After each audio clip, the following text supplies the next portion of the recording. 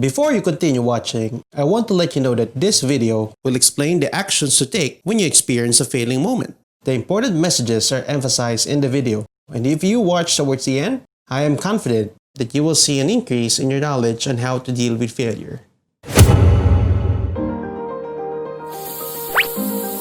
Hello once more, my name is Kuya Dax and I'd like to welcome you to my channel. For the viewers who have subscribed to my channel, maraming salamat for supporting me. And if you are one of those viewers who have not subscribed yet, I want you to click the subscribe button so that you can learn more powerful lessons about life. We are now in our series on how to deal with failure, and in our last video session, we discussed about having the right mental attitude when it comes to failure. This time around, what we're going to talk about is how do you actually take action when that failing moment comes. Dealing with failure is not all about having the right mental mindset. Kailangan meron ka rin gawin. You have to take action when that failing moment comes. How do you take action when that failing moment comes? So that's what we're going to talk about in today's video session.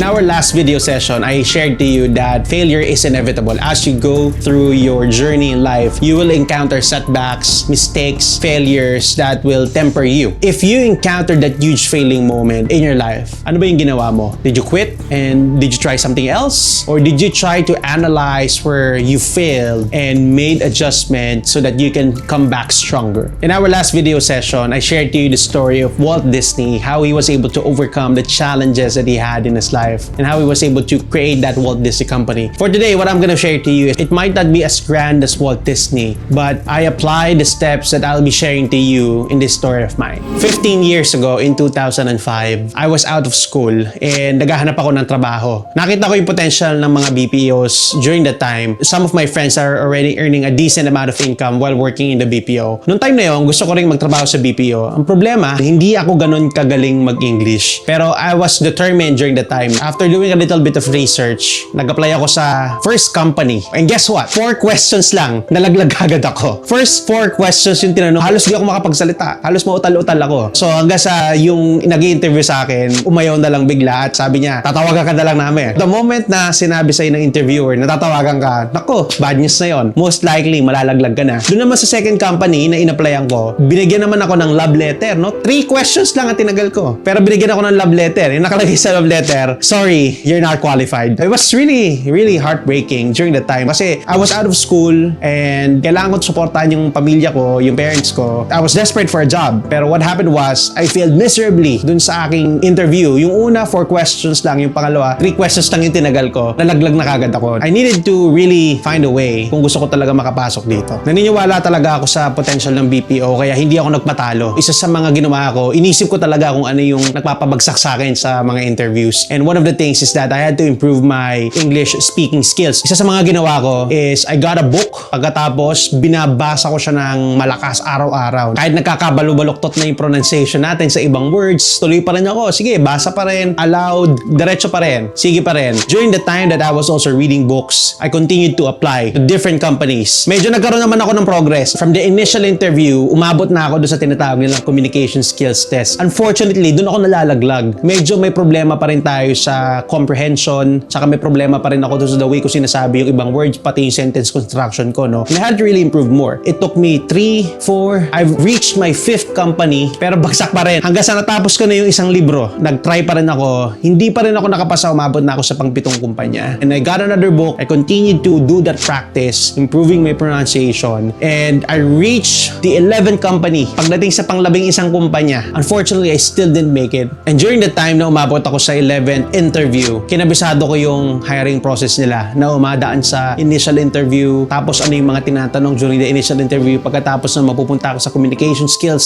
test, and then I'll try to memorize what they asked me during the communication skill test, and then pag nakapasa ako doon, umaabot na ako doon sa tinatawag nilang final interview. Sometimes meron pang extra interview, no? Pero most of the time, hanggang final interview pagkatapos ng communication skills test. Umabot ako ng final interview doon sa ilang interview ko, pero nalalaglag pa rin ako doon. Hanggang sa kinabisado ko yung mga tinatanong niya lahat. Nag-formulate ako ng mga magagandang sagot. Nag-research ako online. I asked some of my friends who are already working in the BPO, mas nauna pa sa akin. And then finally, on my 12th try, sobrang smooth nung aking naging interview process. And I landed my very first job sa BPO industry. And that was in 2006. I started applying about late 2005. And during the time or the course that I spent about close to 8 months doing that entire process. First job was July 16 of 2006. So that was the first time I was hired sa BPO, and masasabi ko hindi pa rin ako ganun kagaling mag-English. Still a process na I had to go to before I reach this kind of level of communications. I will say that there's a lot more people who are better than me in terms of communication. Pero my communication is actually a lot better as compared to when I was still applying the BPO back in 2005. If I became discouraged and quit the process, would I have become a better person? Kung tumigil ako dun sa pang-ani mo, pang-pito, makakarating kaya ako sa kung nasan ako ngayon? Of course, definitely the answer to that is no. But I was really determined during the time, and allow me to share to you some of the lessons that I learned during the time that I continue to apply in my life whenever I encounter that failing moment.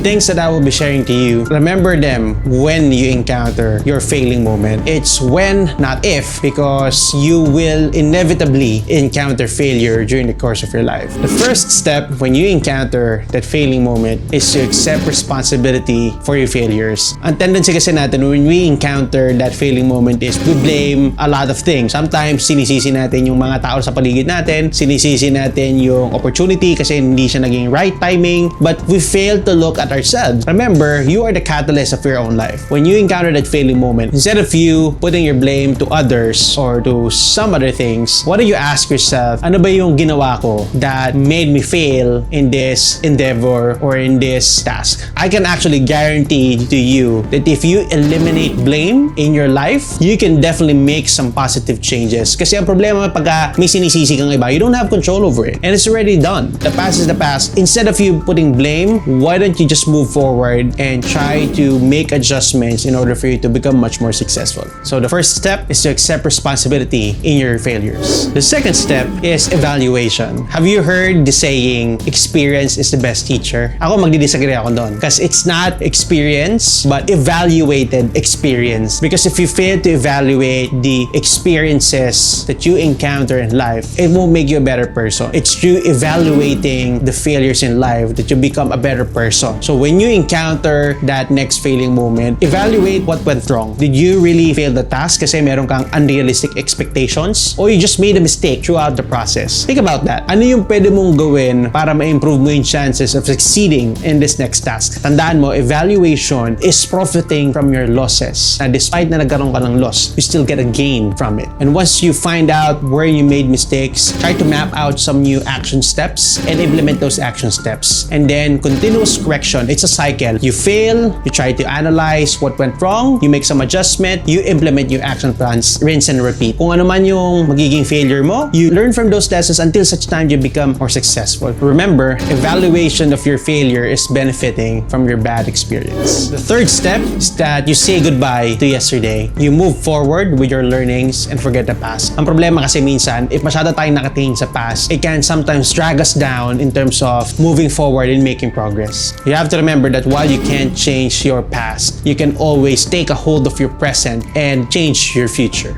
During the time that you're implementing the adjustments after your evaluation, you always have to keep in mind that there's always risk of failing. In every major discovery, risk of failure is always present. Always remember that. So learn from the past and move forward with your learnings in the future.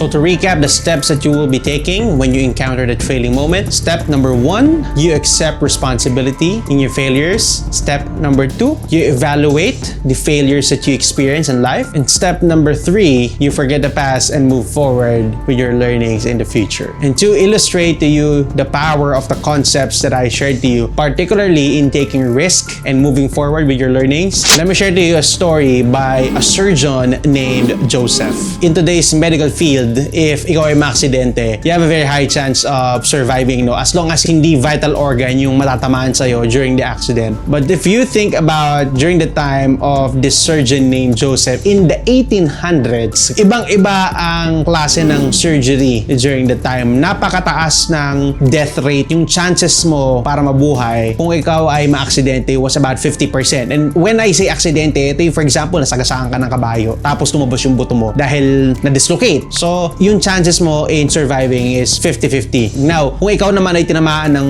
gunshot, during the time, your chances of surviving is less than 10%. So, bakit? Kasi mas mamamatay ka dun sa infection na dala ng bacteria kesa dun sa mismong cause ng aksidente mo in the first place. Because during the time, yung mga chemicals na nakakapatay ng mikrobyo, hindi pa na-develop. And that was the life of Dr. Joseph during the 1800s. During the time, Dr. Joseph was desperately trying to find a way to increase the survival rate of his patients. And he come across with some of the writings na binigay sa kanya ng friend niya. The writings were made by Louis Pasteur. Now, for those of you who do not know Louis Pasteur was the one who discovered the microbes. Sabi dun sa writings ni Louis Pasteur, yung infection sa sugat, it's being caused by the bacteria and microbes that is present in the air. But during the 1800s, that was just a theory. Wala pang nakakapag-prove na talaga mayroong bacteria or mikrobyo in the first place. That was a challenge of Dr. Joseph. So when he learned about the writings of Louis Pasteur, he thought of a way kung paano niya may eliminate yung bacteria at mikrobyo during the time na nagkakaroon sila ng surgery. So ang ginawa niya, he presented this idea dun sa mga fellow doctors niya. That's about more than 20 doctors. Unfortunately, each and every doctor rejected this idea. Walang naniniwala sa kanya yung mismong pag-eliminate ng bacteria will enable the patients to have a higher survival rate. Despite being rejected by more than 20 of his fellow doctors, etong si Dr. Joseph,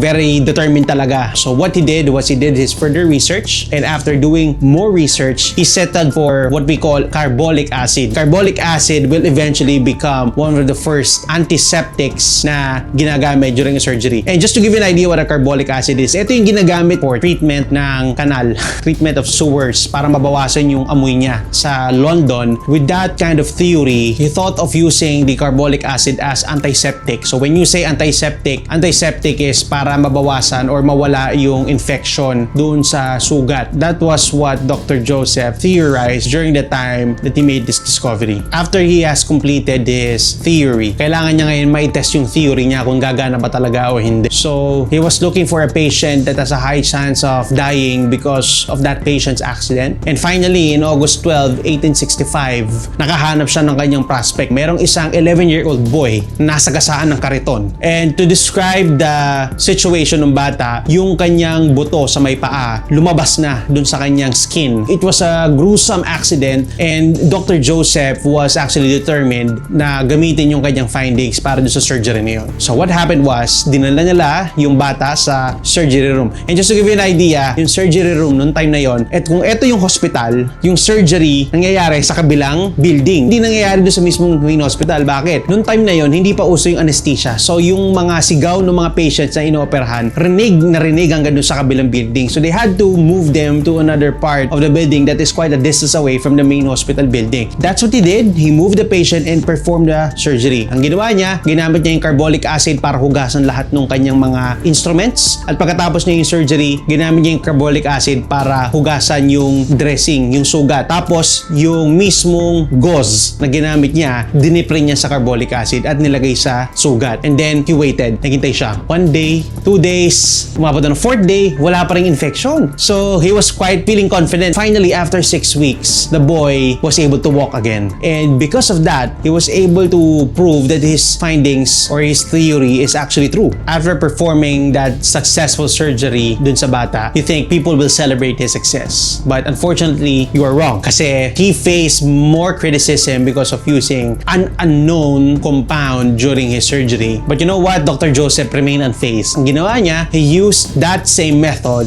from 1865 to 1866. He performed 11 surgeries of compound fractures. Pero ni isa sa kanila, walang nagkaroon ng infection. And after doing those surgeries from 1865 to 1866, in 1867, he published his findings. He included the 11 successful surgeries that he had from 1865 to 1866. But you know what? the medical field ridiculed him. So walang naniwala sa kanya ni isa about his findings. Despite publishing his findings in 1867, a lot of people still didn't believe him. He continued to communicate his findings for more than 10 years. Despite na walang naniniwala sa kanya, patuloy pa rin siya. But finally, 16 years after he did his first successful surgery, he was now recognized by the medical board in London for his contribution, for his finding. And in 1883, he was finally knighted. And when you say you are knighted, it's like you're being given the highest honor. Isipin mo na lang parang yung kay Manny Pacquiao nung pinangaralan siya ng ating presidente for his contributions toward the sport of boxing. Eto naman si Dr. Joseph in the field of medicine. And in 1897, he was finally made a baron.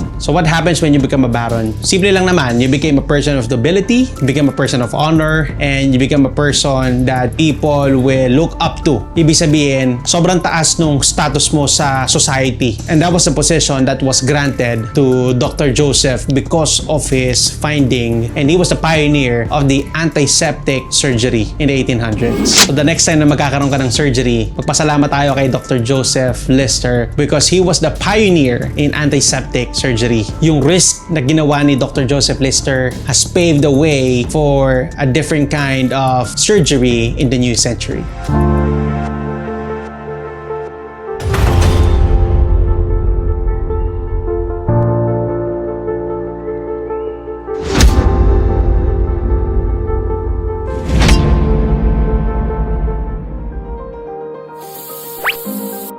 Thank you for watching towards the end of this video, and this marks the end of our second episode on the failure series. How to deal with failure. How do you take actions in those failing moments in your life? If you want to learn powerful lessons about life, stay tuned to this channel. If you have any questions or recommendations, feel free to comment down below. Remember, hit the like, share, subscribe button, hit the notification bell for future updated videos. My name is Kuya Dax. Thanks for watching.